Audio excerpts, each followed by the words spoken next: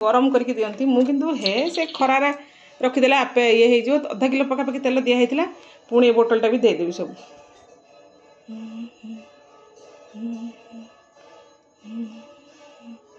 जिते तेल देदेले से खरा रहा पर तेल आपे गरम हो कि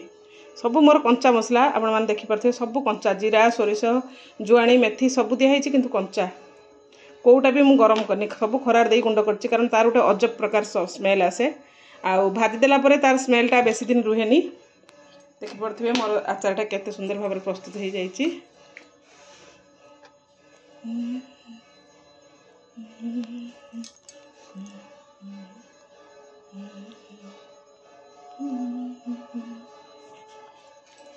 एटा गोटे पखापाखि एटा पूरा 10 किलो डब्बाटा आप देखिपे 10 किलो वाला डब्बाटा अकुर पूरा फुल हो पैक